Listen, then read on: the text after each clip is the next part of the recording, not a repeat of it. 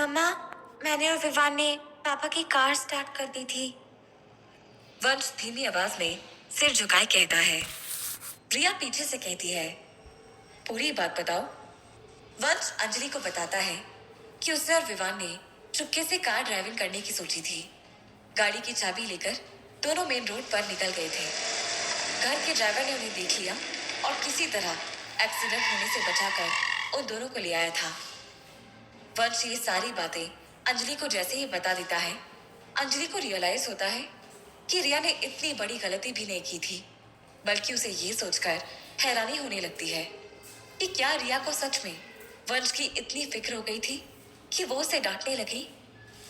लेकिन इससे पहले कि अंजलि रिया से कुछ कह पाती, रिया वहां से जाने लगती है और जाने से पहले बस एक ही बात कहती है, तुम्हारे वापस आने से पहले मैंने विवान को 6 साल पाला है। मुझे पता है बच्चों का ख्याल कैसे रखा जाता है। सो डोंट जज। सिर्फ एक तुम ही नहीं हो जो एक माँ बनकर बच्चों को संभाल सकती हो।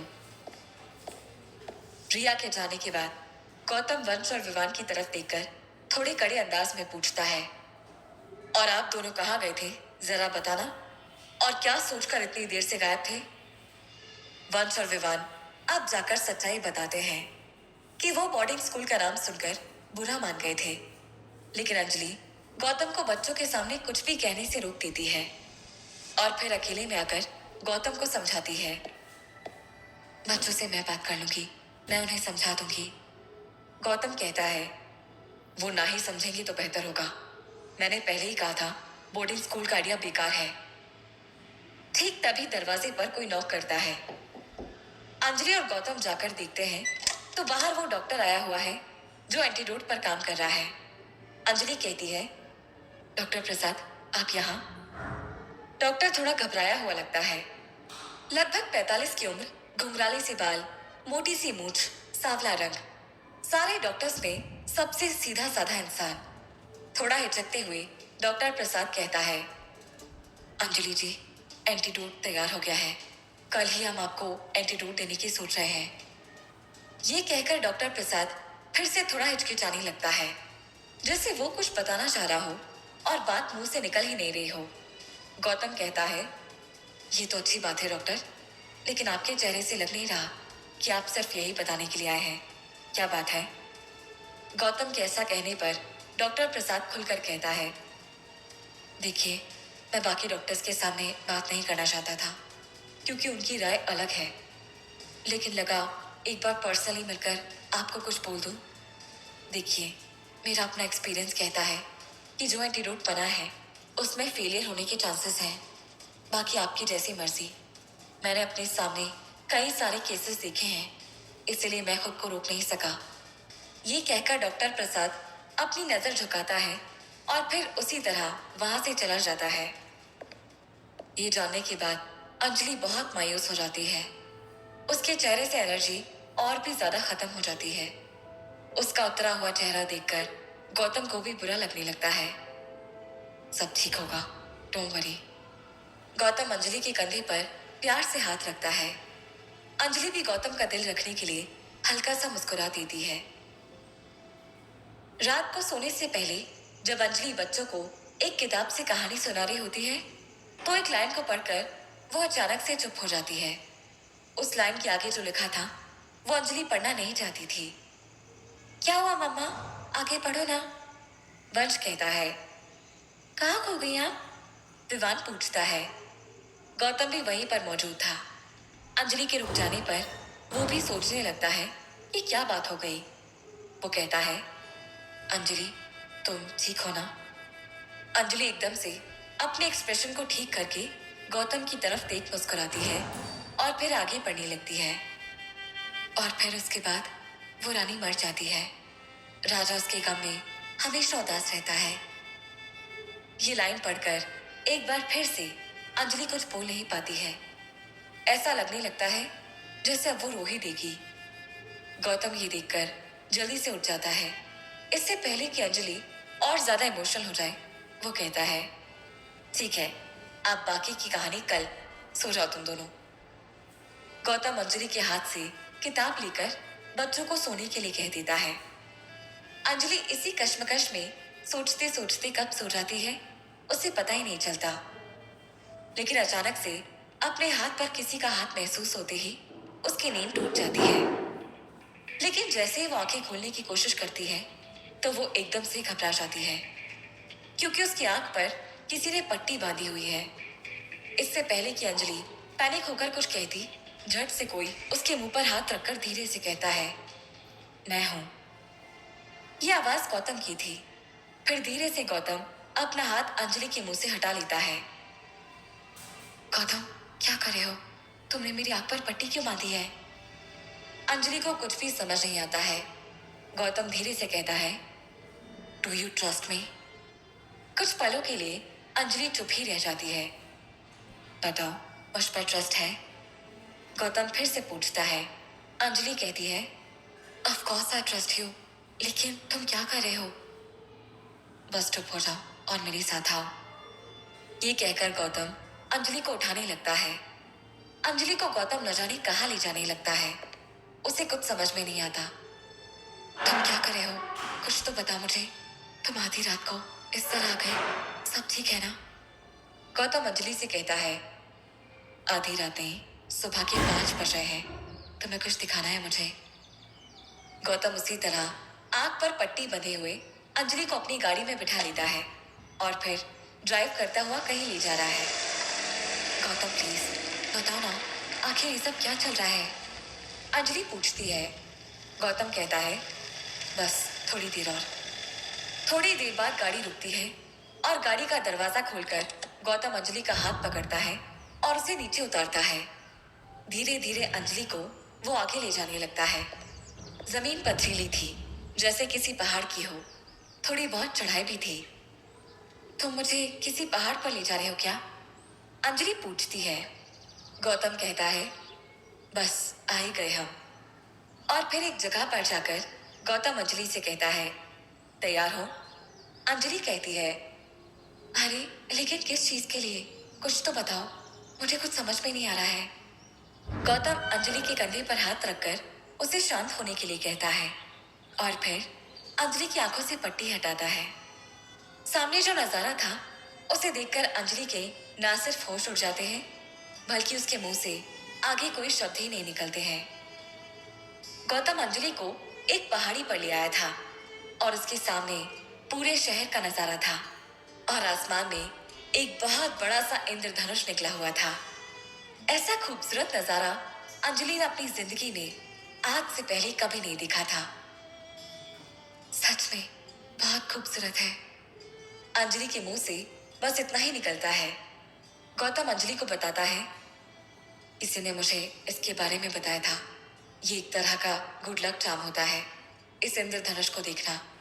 आज तुम्हारा एंटीडोट का ट्रायल है ना। मैं नहीं चाहता था कि तुम आज आंखें खोलते ही कुछ और देखो सिवाय इस गुड लक चार्म के। तुम देखना अंजलि, ये एंटीडोट जरूर काम करेगा और तुम्हारी उम्र इतनी लंबी होगी कि तुम मुझे भी आउटलिव कर दोगी। अंजलि की आंखों से खुशी के आंसू बहने लगते हैं। गौतम के साथ बिताए सारे पलों में ये पल सबसे खूबसूरत लम्हा था। अंजलि के बहते आंसू और उसके होठों पर मुस्कुराहट देखकर गौतम का प्यार अंजलि के लिए और भी ज्यादा बढ़ने लगता है। अंजलि भी गौतम को उसी पल कह देना चाहती थी, मैं तुमसे बहुत प्यार करती हूँ गौतम। लेकिन न जाने क्यों उसके मुंह से बस इतना ही निकलता है, थैंक यू गौतम। वहीं दूसरी तरफ प्रभाकरन वार्ड बॉय से मिलकर उसे एक नकली एंटीडोट देता है जिसमें जहर मिला हुआ था। ध्यान से बदलना। प्रभाकरन वार्ड बॉय को समझाते हुए कहता है, कुछ नहीं करना है, बस उस एंटीडोट के लिक्विड को हटाकर इसे रख देना। बाकी वो डॉक्टर लोग अपना काम खुद ही कर लेंगे। वार्ड बॉय बड़े गौर से और अपनी आंखें फाड़ कर उस लिक्विड को देखता है। एकदम हूबहू है साहब, आप बेफिक्र रहिए, आपका काम हो जाएगा। मुस्कुराते हुए प्रभाकरन से वो वार्ड बॉय कहता है, लेकिन फिर अचानक से हिचकिचाने लगता है। प्रभाकरन पूछता है, क्या हुआ, कोई प्रॉब्लम है क्या? वार्ड बॉय कहता है, नहीं साहब, प्रॉब्लम तो नहीं है, लेकिन वो मेरा वो ओ हाँ हाँ। प्रभाकरन को अचानक से याद आता है और एक थैला जिसमें कुछ नोट भरे हुए थे वो वार्ड बॉय को देता है और कहता है, ये ले तेरा 2 करोड़। वार्ड बॉय थैला खोलकर देखता है और नोटों की गड्डियां देखकर उसके होश उड़ जाते हैं। जल्दी से एक गड्डी लेकर वार्ड बॉय कुर्सी पर बैठ जाता है और फिर थूक लगाकर नोटों को गिनने लगता है। ये क्या कर रहा है तू? प्रभाकरन कहता है, साहब वैसे तो आप पर पूरा भरोसा है, लेकिन क्या है, पैसे हमेशा गिन के लेने चाहिए। वार्ड बॉय कहता है। प्रभाकरन कहता है, अरे तो यहीं बैठकर गिनता रहेगा क्या? पूरे हैं, टेंशन मत ले। 2 पल के लिए वार्ड बॉय चुपचाप नोटों को देखता रहता है और फिर एकदम से मुस्कुरा कर कहता है, हाँ हाँ बिल्कुल पूरे होंगे, आप पर पूरा भरोसा है साहब। यहाँ अंजलि को लेबोरेटरी ले जाने के लिए गौतम होटल पहुंचता है और अंजलि तैयार होकर अपने कमरे से बाहर निकलती है। चले, ये पूछते हुए गौतम बहुत खुश लग रहा है। अंजलि मुस्कुराते हुए कहती है, चलते हैं। गौतम और अंजलि जैसे ही होटल के बाहर आते हैं, अंजलि देखती है कि रिया के साथ दोनों बच्चे भी खड़े हैं। अंजलि ने दोनों बच्चों को तैयार करके स्कूल भेज दिया था, लेकिन गौतम बताता है, रिया तुमसे मिलाने के लिए इन्हें वापस लेकर आई है। उसे लगा कि बच्चे तुम्हें बेस्ट ऑफ लक बोलेंगे तो अच्छा रहेगा। ये सुनकर अंजलि हैरान हो जाती है। वंश और विवान दोनों ही अंजलि के पास आकर उसे बेस्ट ऑफ लक कहते हैं।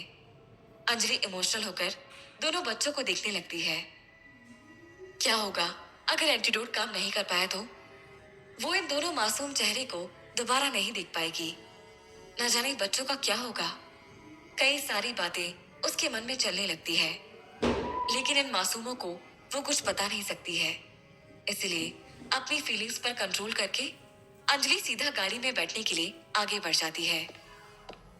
All the best. पीछे से रिया एक धीमी आवाज में कहती है। अंजलि मुड़कर रिया की तरफ देखती है। चेहरे पर कोई खास एक्सप्रेशन नहीं होते हैं और अंजलि भी ज्यादा रिएक्ट नहीं करती है। गौतम और बच्चे दोनों बहनों को चुपचाप देखते हैं। न जाने क्या चल रहा है दोनों के अंदर एक दूसरे को लेकर। लेकिन फिर अंजलि एक गहरी सांस लेकर रिया के करीब जाती है। रिया थोड़ा कंफ्यूज होने लगती है। मेरे वापस आने तक बच्चों का ख्याल रख सकती हो? अंजलि के ऐसा पूछते ही गौतम हैरान हो जाता है। फाइनली आज वो दिन आ गया अंजलि, जब तुम पूरी तरह से ठीक हो पाओगी। बस एक बार ये एंटीडोट तुम्हें लग जाए, फिर सब कुछ पहले जैसा हो जाएगा। गौतम अंजलि का हाथ पकड़ के उससे कहता है। लैब में टीम अंजलि को एंटीडोट लगाने की तैयारी कर रही है। नर्सेस और वार्ड बॉयज यहाँ से वहां घूम रहे हैं। कोई कॉटन लेकर आ रहा है तो कोई सारे इक्विपमेंट एक जगह इकट्ठा कर रहा है। इसी बीच गौतम अंजलि को दिलासा दे रहा है कि सब कुछ ठीक होगा। गौतम और अंजलि ने एक दूसरे का हाथ कसकर पकड़ा हुआ है। अंजलि गौतम से कहती है, गौतम मुझे मेरी परवाह नहीं है।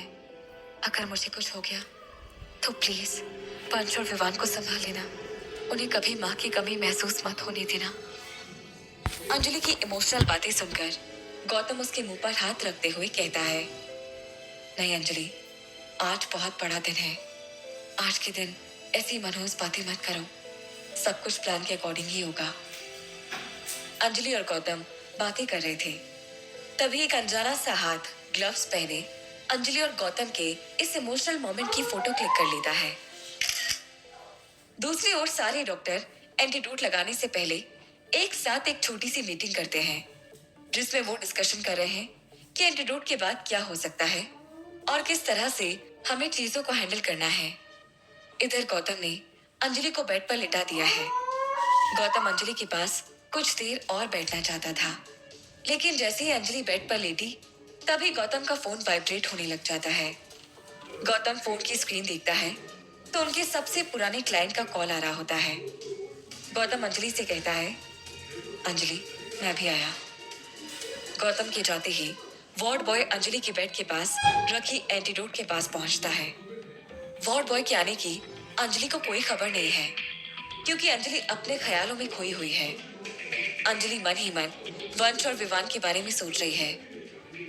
पता नहीं रिया ने उन दोनों को खाना खिला दिया होगा या नहीं। कहीं वो रिया को ज्यादा परेशान तो नहीं कर रहे होंगे।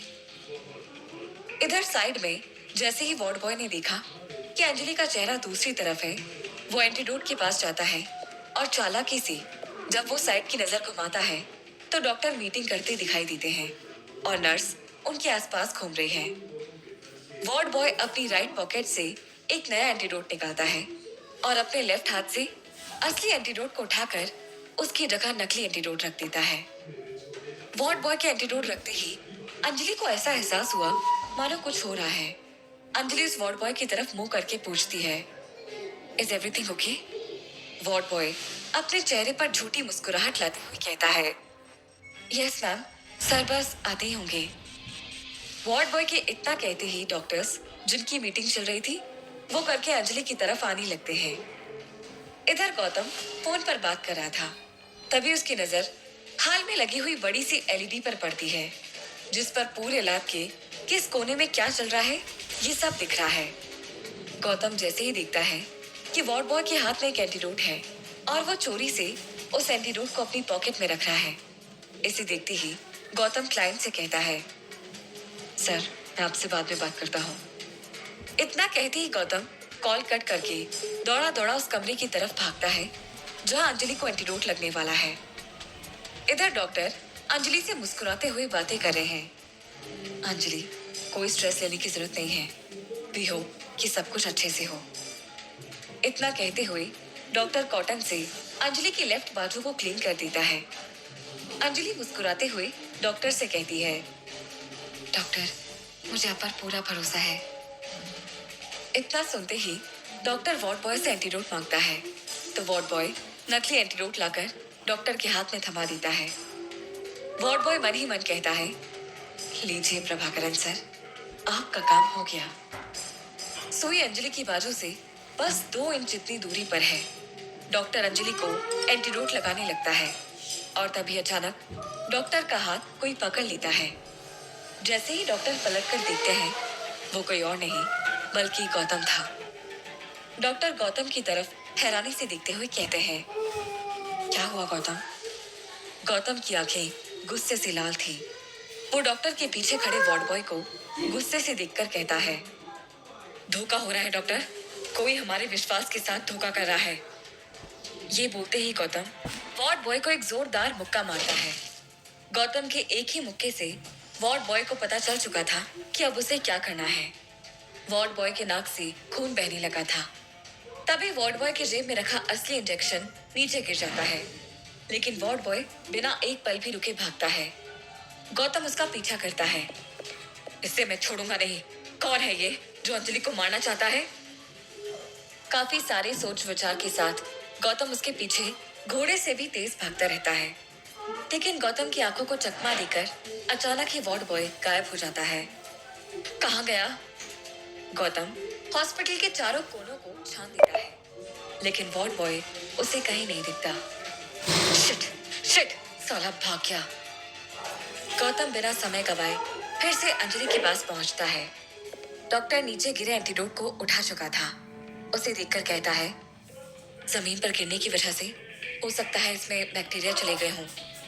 डॉक्टर की बात सुनते ही अंजलि के चेहरे पर चिंता उभर आती है। वो डॉक्टर से पूछती है, तो डॉक्टर क्या अब एंटीडोट नहीं लगेगा?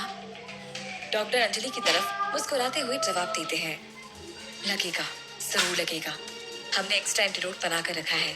Nurse, take that antidote.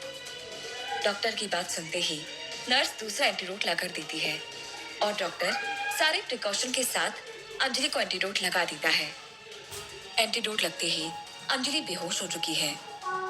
Swastika और गौतम दोनों कमरे के बाहर खड़े अंदर बेहोश पड़ी अंजलि को देख रहे हैं। स्वास्तिका और गौतम दोनों की आंखों से इस वक्त आंसू छलक रहे हैं। स्वास्तिका गौतम के पास आकर उसे समझाते हुए कहती है, हौसला रखो गौतम, ये वक्त रोने का नहीं खुश होने का है, क्योंकि अब अंजलि हमसे दूर नहीं जा रही है।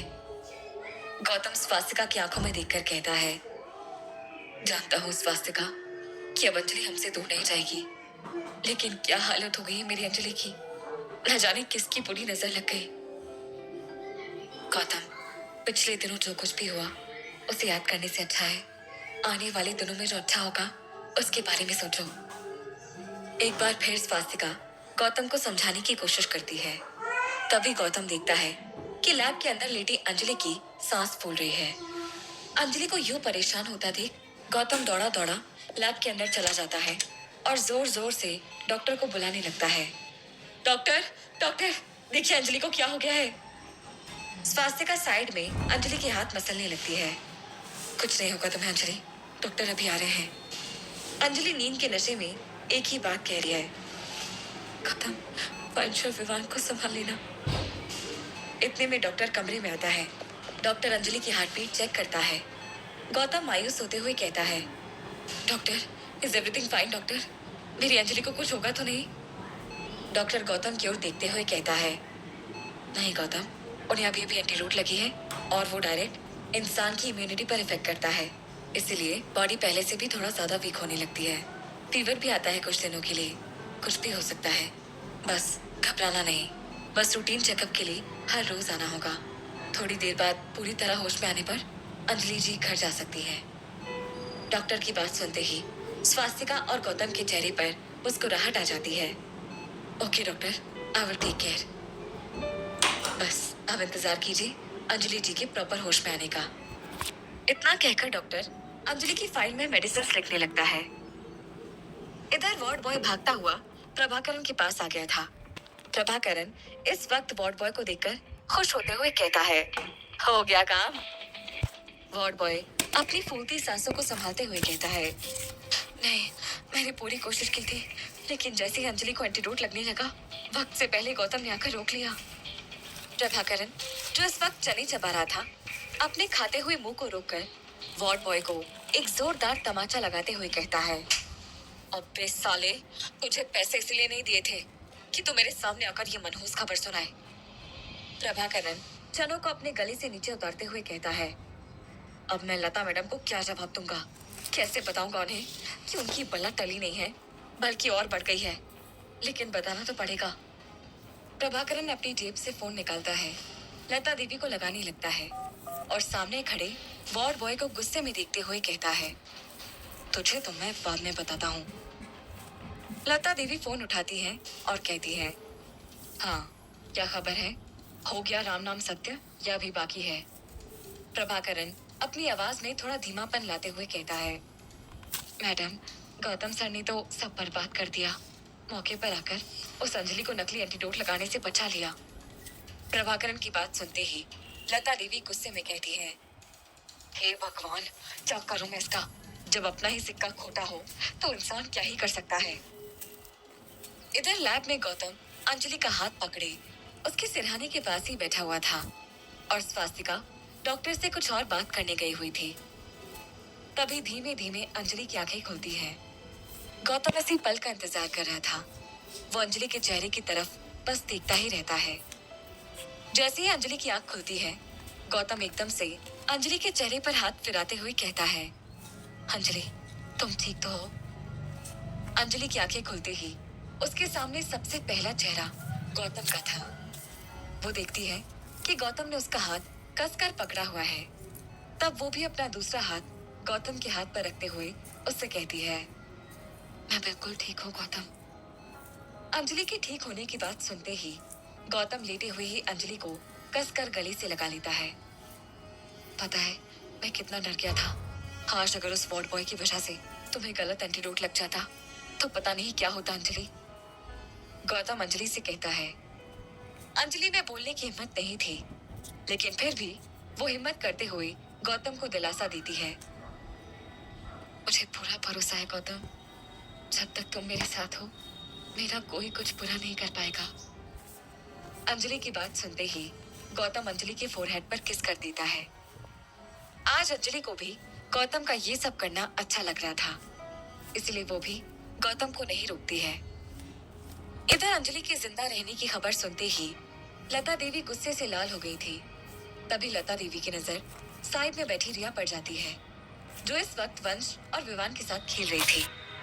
रिया के चेहरे पर इस वक्त एक बड़ी सी मुस्कुराहट थी, जो लता देवी को अंदर ही अंदर खोखला कर रही थी। लता देवी गुस्से से रिया की तरफ बढ़ती है। उसकी गुस्से भरी आंखों को देखकर रिया समझ चुकी है कि इस वक्त लता देवी गुस्से में है।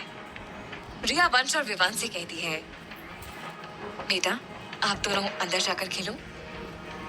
रिया की बात मानकर दोनों बच्चे अपने खिलौने लेकर अपने रूम में चले जाते हैं। बच्चों के जाते ही लता दीदी रिया को ऊपर से नीचे तक देखते हुए कहती है, वाह किस्मत ने क्या खेल खेला है रिया तुम्हारे साथ। रिया सहज भाव से लता दीदी से पूछती है, आप क्या कह रही हैं? मैं कुछ समझी नहीं। लता दीदी गुस्से में कहती है, अंजलि ने क्या खूब चाल चली है, मालकिन को नौकरानी बनाकर खुद मजे कर रही है। आप ऐसा क्यों कह रही हैं? रिया लता देवी से पूछती है। लता देवी रिया से कहती है, मैं तो सिर्फ कह रही हूँ, लेकिन अंजलि तो ये सब कर रही है। तुझे क्या हो गया है रिया? एक टाइम था जब तो मेरे बेटे को पाने के लिए किसी भी हद तक जाने को तैयार रहती थी, और अब? लता देवी अपनी बात पूरी करती उसके पहले ही रिया उन्हें रोकते हुए कहती है, आप कुछ गलत समझ रही हैं। मैं जो कुछ भी कर रही हूँ वो गौतम के लिए ही कर रही हूँ। लता देवी कहने लगती है, गौतम को पाने की कोशिश तो पहले भी कर रही थी, लेकिन अब तुझे क्या हो गया है? देख अपनी हालत, अंजलि के बच्चों की आया बनकर रह गई है तू। आज मैं तेरी आंखों से झूठ का पर्दा उठाकर ही रहूंगी। इतना कहकर ही लता देवी रिया को अपने फोन में कुछ ऐसा दिखा देती है जिसे देख रिया की आंखें खुली की खुली रह जाती हैं। उसके दिमाग पर अनेकों चिंता की लकीरें उभरने लगती हैं। वो इस तरह से शौक थी जैसे किसी ने गौतम को उससे छीन लिया हो।